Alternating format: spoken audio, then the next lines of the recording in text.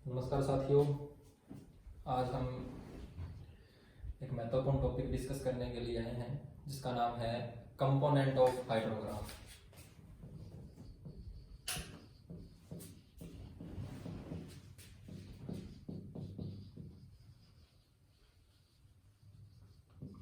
आप सभी को याद होगा कि लास्ट वीडियो के अंदर हमने हाइड्रोग्राफ का मीनिंग क्या है उसके बारे में डिस्कस किया था, लेकिन आज हम उसी से हाइड्रोग्राफ से संबंधित आगे का जो हमारा कॉन्सेप्ट है इसके संख्यक कौन कौन से हैं, या फिर जब हाइड्रोग्राफ हम यूज़ करते हैं आरेख तैयार करते हैं उसके जो इसेंशियल कंपोनेंट हैं वो कौन कौन से, इस बारे में हम डिस्कस करेंगे।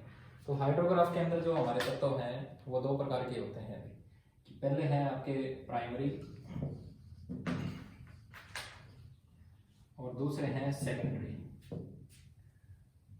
प्रमुख तत्व और इनको गौण तत्व कहा जाता है। तो हाइड्रोग्राफ के अंदर जो तत्व यूज किए जाते हैं वो दो प्रकार के तत्व यूज किए जाते हैं। First is primary and second one is secondary component. तो आज इस वीडियो के अंदर हम ओनली प्राइमरी जो हमारे कंपोनेंट हैं उनको डिस्कस करेंगे।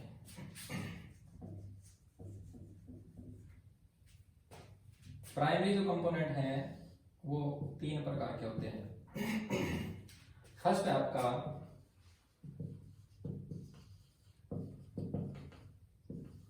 रिजिंग लिम्ब, इसको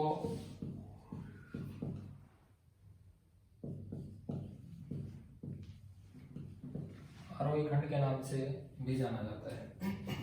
सेकंड आपका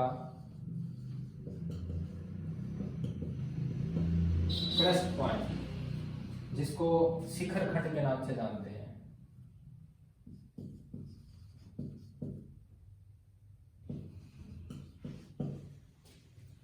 और तीसरा जो इसका महत्वपूर्ण पार्ट है उसको बोलते हैं फॉलिंग लिम्ब, जिसको अवरोही खंड के नाम से भी जानते हैं। तो ये हाइड्रोग्राफ के प्राइमरी तीन तत्व हैं आपके, जिनका उल्लेख हम जब इनके कंपोनेंट को हम यूज करते हैं या आरेख जब हम बनाते हैं तो इनका यूज हम करते हैं। अब इसको हम एक डायग्राम के द्वारा शो करेंगे। तो बेहद सिंपल इसका डायग्राम है।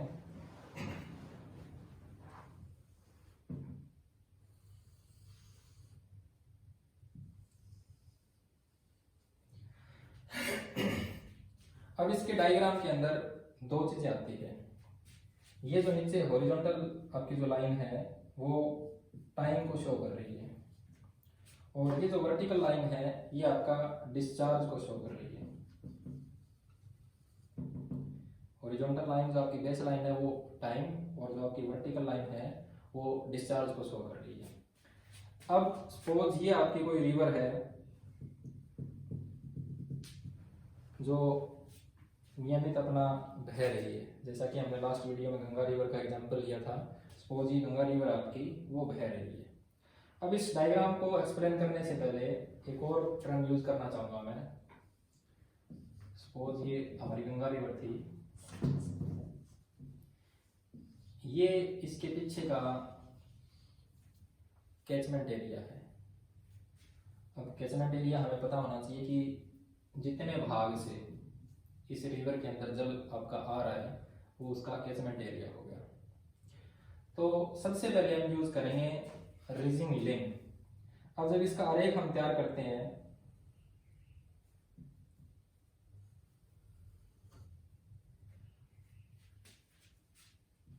ये ए पॉइंट है, ये एस पॉइंट है। इन दोनों का ही हम जब सेकेंडरी हमारे कंपोनेंट आएंगे तब इसका यूज करेंगे। इस एस पॉइंट से ये जो कर्व आपका ऊपर उठता हुआ आपको दिखाई दे रहा है इसी को बोलते हैं आरोही खंड, जिसको मैं शॉर्ट फॉर्म में आर एल लिख रहा हूं, रिजिंग लिम्ब। इसका मतलब क्या हुआ, ये क्यों उठा, इसके पीछे कारण क्या है। इस कैचमेंट एरिया के अंदर आपका कोई स्ट्रॉम आया है, हैवी प्रेसिपिटेशन हुई है। अब जब यहाँ लगातार आपकी बारिश होती रहेगी, इसके अंदर जल की मात्रा आती रहेगी, इसमें जो बहने की जो दर है या मात्रा है, अमाउंट ऑफ वाटर है, वो यहाँ बढ़ जाएगी आपकी। अब जैसे जैसे यहाँ अमाउंट बढ़ेगी आपकी, ये आपका कर्व भी वैसे वैसे ऊपर बढ़ता जाएगा। तो इस कैचमेंट एरिया के अंदर जैसे ही कोई आपकी हेवी प्रेसिपिटेशन हुई, यहाँ से ये कर्व है वो ऊपर उठना शुरू हो जाएगा। इस ऊपर उठते हुए भाग का नाम ही आपका आरोही खंड, जिसको हम रीजिंग लिम्ब या फिर शॉर्ट फॉर्म में आरएल के नाम से जानते हैं। उसके बाद यहाँ पॉइंट लगा लीजिए, एक ये पॉइंट है और एक ये पॉइंट है, इन दोनों को मिला लेते हैं। अब इस ग्राफ का या इस आरेख का ये जो भाग है ये हाईएस्ट पीक बन गया आपका। ये जो पार्ट है वो सबसे ऊपरी शिखर आपका दिखा रहा है। ये कब दिखाएगा? जब इस एरिया के अंदर हैवी प्रेसिपिटेशन आपकी हुई है और वो जल आपका सारा का सारा यहाँ पहुंच गया है। तो जब इस भाग में सारा जल पहुंचेगा तो ये आरेख है वो हाईएस्ट जो आपका हाईएस्ट शिखर है वो प्रदर्शित करेगा। तो इस आरेख का जब हाईएस्ट पीक बनता है उस पीक पॉइंट का नाम है आपका क्रस्ट पॉइंट। इसको हम CS के नाम या CP के नाम से जानते हैं, या फिर ऐसा हाइड्रोग्राफ का कर्व जिसका शिखर जिस टाइम हम प्रदर्शित करते हैं वो इसका शिखर खंड के नाम से उसको जाना जाता है।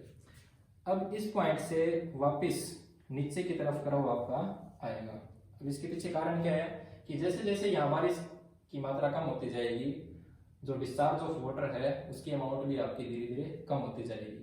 अब एक पीक पॉइंट के बाद आपका जैसे जैसे वर्षा की मात्रा कम होगी, डिस्चार्ज ऑफ वाटर की अमाउंट है वैसे वैसे आपकी कम होती जाएगी। तो वापस ये आपका जो आरेख है या ये जो कर्व है ये नीचे की तरफ गिरना शुरू हो जाएगा।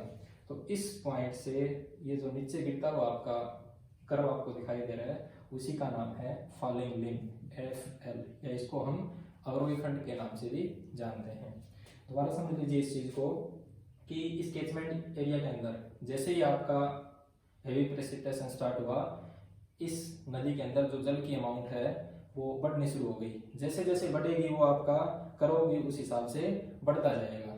एक पॉइंट ऐसा आएगा कि इस भाग में आपकी जो हाईएस्ट प्रेसिपिटेशन हुई है वो सारा जल इस भाग में पहुंच जाएगा।